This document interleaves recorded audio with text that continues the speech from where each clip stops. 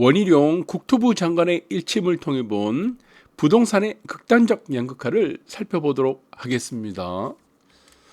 자, 지금 신고가가 터지는 곳은 매일 신고가가 지금 나오고 있습니다. 그리고 가격이 하락하는 곳은 여전히 가격이 하락을 하고 있다. 그래서 6월 10일자입니다. 여러분들 보시면은 또 6월 10일에도 신고가가 굉장히 많이 터졌어요. 서울권 그리고 여러분들이 아시는 부산. 자, 부동산이 이 두 곳만 보는 겁니다. 자, 그래서 지금 압구정 신는데도 지금 54억 신고가를 거래를 마쳤고, 네, 반포자이도 아파트도 지금 신고가를 회복한 거의 뭐 지금 계속 올라가고 있죠. 자, 그런데 지금 여러분들이 보시는 가격, 이 가격이 뭐죠? 왜 어떤 아파트는 또 신고가를 칩니까? 결국에는 이 문제죠. 매수세, 그 다음에 매도세. 이 양쪽에 무엇이 존재합니까? 이게 강도가 존재합니다. 강도. 무슨 강도? 체결 강도가 존재하는 거죠. 그러니까 기싸움을 하는 거죠. 매도자가 많은가, 매수자가 많은가? 라는 문제가 될 것 같아요. 그것의 중간에서 만나는 것이 뭡니까? 이것이 바로 가격이다. 애덤 스미스가 말한 보이지 않는 손, 그것이 바로 가격입니다. 프라이스. 네, 이게 된 겁니다. 프라이스가 되는데, 자, 그러면 부동산이라는 것 자체가 우리가 보시면은 일반적인 뭐 재화라는 것들하고는 조금 다릅니다. 부동산이라는 거는 베이스 자체가 땅을 갖고 있는 한정자산입니다. 그래서 사실 매도자가 움직이지 않으면은 이거는 팔릴 수가 없다. 가격이 체결되지 않는다는 겁니다. 그러니까 이 문제 자체가 매도자가 모든 키를 갖고 있다는 거죠. 네, 가격을 만드는 것은 매도자가 만든다는 것이다. 그런데 어떤 곳은 신고가를 치고 있는 곳이고 어떤 곳은 가격이 오히려 내려가고 있다. 이 문제는 무엇입니까? 매도자가 어떤 스탠스를 취하고 있느냐에 따라서 이 가격이 신고가를 칠지 가격이 하락할지를 정해진다는 겁니다. 자, 그러니까 지금 신고가가 계속 치고 있는 곳들은 어떤 곳입니까? 지금 여러분들 금리는 아직까지 상단에 있어요. 금리는 내려가지 않았습니다. 그런데 아파트는 계속 신고가 나와요. 자, 금리가 계속 올라가는 동안에도 계속 신고가가 나왔습니다. 이것이 무엇이다? 매도자가 어떤 사람들이다? 급하지 않다는 겁니다. 급하지 않는 사람들이다. 이렇게 보시면 될 것 같아요. 이 문제를 원희룡 장관이 아주 깔끔하게 정리를 잘해줬습니다. 지금의 현 상황을. 그래서 원희룡 장관이 했던 말 얼마 전입니다. 5월 29일 날 했던 말입니다. 국지값은 국지적인 상승이 일어난다. 그러니까 국지적이라는 얘기죠. 그러니까 우리가 보시면 전쟁도 전면적이 있습니다. 전면적 뭐 전쟁도 있고 국지적인 어떤 지금 뭐 분쟁이라든가 뭐 충돌 이런 부분이 있겠죠. 지금은 전면적인 상승이 아니라는 거죠. 무엇이다? 국지적 상승이다. 이거는 상승의 지역이 제한되어 있다는 겁니다. 그래서 전국 평균은 더 내릴 가능성이 크다. 이것이 정답입니다. 이 말이 무엇이냐? 자, 여러분의 표본이 100개가 있습니다. 100개의 아파트가 있어요. 예를 들어 가지고 100개의 아파트가 있다면은 원희룡 장관이 하는 말은 이겁니다. 이 100개 중에 올라가는 곳은 10개라는 겁니다. 자, 그리고 내려가는 곳은 무엇이다? 90개라는 거죠. 자, 그래서 10개는 상승을 하고 90개는 하락한다. 총 합계가 100개가 되는데 그러면 어떻게 됐습니까? 이걸 통계를 내면 어떻게 되겠습니까? 통계. 합산을 해. 통계를 내면 어떻게 되죠? 여전히 마이너스입니다. 플러스가 아니고 마이너스예요. 자, 이 문제가 지금 국토부 장관인 원희룡 장관이 이 문제를 언급한 겁니다. 자, 그래서 지금 보시면 밑에 나와 있습니다. 지금 원희룡 국토부 장관이 최근 집값 흐름과 관련해서 수요나 선호가 높은 곳은 더 떨어지기 힘들다는 겁니다. 그러나 전국적으로 평균을 내니까 이거는 조금 더 내릴 가능성이 있다. 이게 정답이죠. 여러분들 보시면은 일본의 부동산이 어느 정도 하락을 했는지 아실 겁니다. 이 폭락을 했죠. 네, 이거는 보시면은 뭐 마이너스 뭐 80% 이렇게 됐습니다. 네, 마이너스 뭐 60%, 뭐 80% 이거는 뭐 비일비재했죠. 이 당시에는 버블이 붕괴됐을 당시. 그런데 일본에서도요 가격이 하락하지 않은 곳이 있었습니다. 하락. 네, 하락을 하지 않은 곳이 있고 대부분은 어떻게 됐습니까? 대부분은 외곽을 중심으로 해서는 대부분 하락을 했다는 겁니다. 근데 이것을 통계를 내보니까 어떻게 되는 거죠? 마이너스 60%가 되는 거죠. 마이너스 60%. 그래서 이거는 집값이란 것은 항상 이 통계 함정에 빠지게 되는 건데 지금 우리나라의 문제는 이제 통계 함정에 빠지고 있다는 겁니다. 자, 그래서 지금 뭐 베를린 뭐 특파원 여기서 나와가지고 지금 원장관이 뭐 진행한 특파원 간담회에서 이렇게 얘기했다는 거죠. 평균적으로 금리 효과가 오래 가기 때문에 뭐 전체적으로 반등은 돌아서기 어려울 거다라고 하는데 국지적으로는 계속 신고가를 치거나 오른 지역은 계속 나타난다. 이 문제를 지금 제대로 언급한 겁니다. 이 문제는 한마디로 무엇이죠? 이것이 바로 극단적 양극화로 가고 있다는 겁니다.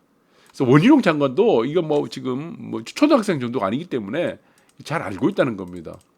이 양극화로는 이제 진행이 될 수밖에 없다. 그 문제 중에 저는 두 번째 이거 첫 번째 두 번째 이유를 따진다면은 첫 번째는 금리가 될 것 같아요. 두 번째는 인구 감소입니다. 인구가 본격적으로 감소하는 시점. 일본이 2006년도에부터 인구가 본격적으로 감소하기 시작했는데 이 문제가 똑같이 나타났습니다. 네, 그래서 선호도가 높은 곳은 그때부터 본격적으로 올라가기 시작했어요.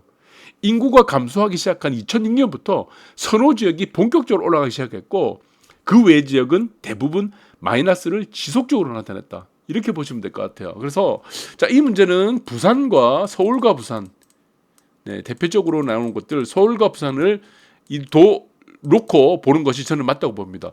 지금 신고가 치는 곳은 뚜렷하게 나오는 것이 서울, 부산이에요. 나머지 곳들은 신고가 잘 안 나옵니다. 여러분 보시면 경기도가 있습니다. 수도권 경기도가 신고가 나옵니까? 안 나오죠. 자, 핵심지라는 겁니다. 1대 도시, 2대 도시 이렇게 보는 것이 맞다. 그러면은 양극화의 문제, 이 문제를 언제 가장 양극화가 많이 일어나는가 이 문제를 한번 봐야 될 것 같아요. 그래서 이거는 자, 이 이제 보시면은 주기라는 게 있습니다. 저 고점과 고점 사이에 우리를 일반적으로 주기라고 합니다. 이것은 순환이라고 하죠. 사이클. 흔히들 이제 사이클이라 그러고 그 다음에 진폭이 있습니다. 우리가 금리라는 부분들을 한번 놓고 볼게요. 지금 지난 이전의 금리의 최저가는 0.5%였습니다. 지금은 진폭이 최고가가 3.5%죠. 여기서 일단 이제 금리가 멈췄습니다. 일단은 최고가의 금리가 있는데 자, 여러분들 보시면은 양극화가 본격적으로 가장 많이 나타나는 순간이 금리 최상단에 있을 때입니다. 네, 금리 최상단에 있을 때부터 양극화는 가장 많이 벌어집니다. 자, 여기서 이제 두 가지 문제가 있을 것 같아요. 첫 번째는 무엇이냐? 예금이란 부분이 있을 거예요. 어떤 사람은 예금을 많이 갖고 있고 어떤 사람은 대출을 많이 갖고 있습니다. 같은 아파트를 사더라도 어떤 사람은 풀 현금으로 사는 사람이 있고 대출을 잔뜩 끌고 우리가 비투라고 하죠. 영끌 비투로 사는 사람이 있을 것 같아요. 그럼 이제 금리 최상단에 이르렀을 때 어떤 현상이 나타납니까? 자, 현금 부자들은 어떻게 되는 거죠? 금리에 어떻게 돼? 여기서는 혜택을 봅니다. 자, 예금을 많이 갖고 있는 사람은 금리 혜택을 보고 당연한 거죠. 그럼 대출을 많이 갖고 있는 사람들은 어떻게 됩니까? 이것은 이제 피해를 보는 거죠. 가계 자산이 오히려 줄어들기 시작하는 겁니다. 그래서 양극화의 문제는 모든 사람들이 아주 좋다. 우리가 일반적으로 골디락스라고 하는데 너무 좋은 상황이죠. 지금 뭐 곰이 꿀을 발라먹기에 가장 좋은 우리가 상황을 골디락스라고 하는데 너무 좋아. 뭐 특히 서민층도 돈 벌기도 너무 좋고 하부계층 사람도 좋고 부자들도 돈 벌기 좋고 이런 상황들이 있었습니다. 이명박 때 한 번 있었고 그리고 코로나가 터진 이후 양적 완화가 됐을 때 뭐 현금이 엄청 많이 풀렸을 때 그 상황들 외에는 보시면은 대부분은 그렇지 않습니다. 특히나 양극화가 많이 진행되는 곳이 금리가 최상단에 이르렀을 때다. 본격적인 양극화가 이때부터 시작된다 이렇게 보시면 될 것 같아요. 지금은 어떻습니까? 네, 딱 이 상황이죠. 양극화가 진행되기 아주 좋은 상황이란 겁니다. 자, 일부의 10%에 있는 사람들은 아주 혜택을 보고 나머지 90%에 있는 사람들, 대부분의 사람들은 대출을 갖고 있기 때문에 대출을 잔뜩 끼고 있는 사람들은 여기서는 자산이 오히려 쭈그러들 수밖에 없는 상황이 된다. 이렇게 보시면 되고 그리고 경기 순환 사이클에 있어서의 우리가 양극화는 언제 또 진행됩니까? 이것도 마찬가지죠. 극단적인 상황이 있을 때입니다. 극단적 상황들. 자, 극단적 상황들이 있을 때는 두 가지 국면입니다. A라는 국면이 있고 그 다음에 B라는 국면입니다. 여기도 이제 B라는 국면이 되겠죠. 무엇이죠? 네, 경기의 고점에 이르렀을 때와 경기의 최하단, 네, 최바닥이라고 하죠. 최하단에 이르렀을 때 이 두 국면입니다. 이것이 정말 극단적인 상황인데 이 극단적인 상황에서 양극화가 주로 많이 일어납니다. 경기가 좋아지고 있다, 아주 좋아지고 있다. 이 상황에서는 누구든지 다 돈을 벌니다. 네, 돈을 벌죠. 그리고 이제 경기가 꺾였을 때 이제 하강 국면으로 갔을 때는 누구든지 어떻습니까? 돈을 잃기 시작합니다, 사실은. 그런데 왜 지금 경기의 꼭지에 이르렀을 때 A라는 국면하고 왜 B라는 국면이죠. B 두 국면입니다. B 두 국면에서는 양극화가 이렇게 많이 벌어지게 되는 겁니까? 네, 특히 B라는 국면을 여러분들이 잘 증명을 해야 됩니다. 이 B라는 국면. 자, 이 바닥에 이르렀을 때, 경기가 바닥에 이르렀을 때, 자, 여기서 이제 B라는 국면을 우리가 두 군데를 보고 우리가 유출을 할 수 있을 겁니다. 자, 여러분들 보시면은 경기가 채 바닥에 이르렀을 때는 사실 어떻게 됩니까? 이거를 매수를 해야 되겠죠, 매수. 이 국면의 특징은 또 하나, 금리가 최고점에 이를 겁니다, 아마. 금리 최상단이죠, 상단. 그런데 금리가 최상단에 이르고 우리가 경기가 바닥에 이르렀을 때는 특히 전문가들이 문제입니다. 이 전문가들이 어떤 얘기를 합니까? 네, 새로운 이론이 등장합니다. 네, 지옥에 대한 지옥 이론이 등장해요. 네, 지옥 이론이라고 하죠. 여기서 이제 사게 되면 다 죽는다는 겁니다. 네, 이런 문제들을 전문가들이 꾸준하게 암시를 하기 때문에 특히 이제 버티지를 못합니다. 특히 영끌이라든가 빚을 잔뜩 주고 산 사람들은 이 경기 최바닥에 이르렀을 때 이 국면 B라는 국면에 있을 때는 버티지를 못하고 팔 수밖에 없다는 겁니다. 특히 이 국면을 뭐라고 합니까? 부동산에서 금매라고 하죠. 버티지 못하는 문제. 그리고 현금을 많이 갖고 있는 사람들은 이미 금리가 상당히 많이 올랐기 때문에 예금에 대한 혜택을 본 것과 마찬가지로 자금적으로 여유가 있기 때문에 주식이든 부동산이든 매수의 여력이 있다는 겁니다. 매수. 여기서부터 자산 격차가 유발되기 시작한다는 겁니다. 그리고 지금 보시면은 어느 정도 경기가 회복된 국면이 이르게 됩니다. 회복 국면이 이르게 됐을 때 이 특히 A라는 이제 경기의 최꼭지에 이르게 되면은 이때부터 어떻게 됩니까? 이때부터는 이제 집을 사기 시작합니다. 집을 사는 시점입니다. 사실은 누가 집을 사기 시점입니까? 네, 대부분의 무주택자들이 이때부터 집을 사기 시작하죠. 왜 집을 삽니까? 이때부터 이 전문가들이죠. 유튜브 전문가들 보시면은 이때부터 난리치기 시작합니다. 집 사라고.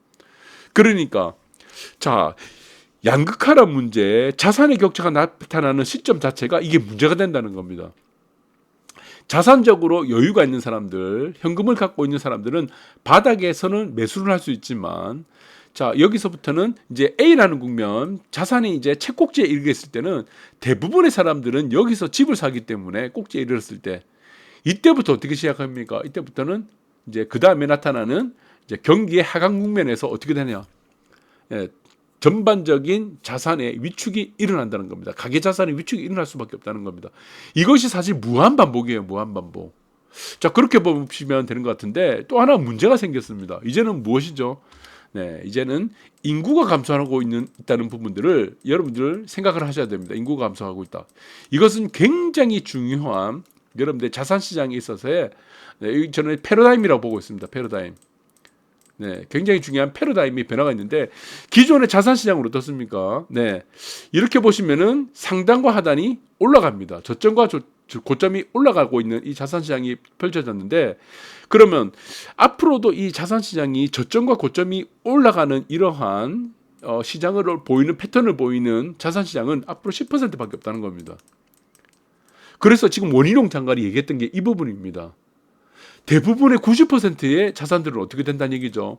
하방으로 지속적으로 내려갈 수밖에 없고 10%에 있는 자산들만 이 지금 위에서 보시는 사진에 보신 것과 마찬가지로 저점과 저점이 올라가고 있고 정점과 정점, 피크라고 하죠. 고점이 올라가는 상황들이 진행된다는 겁니다.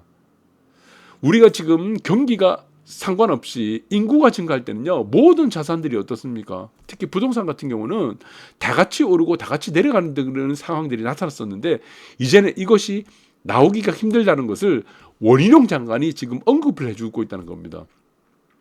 그러니까 90%에 이르는 자산들은 내려가고 있고 10%에 이르는 자산들은 특히 부동산 같은 경우는 올라가고 있기 때문에 평균은 어떻다?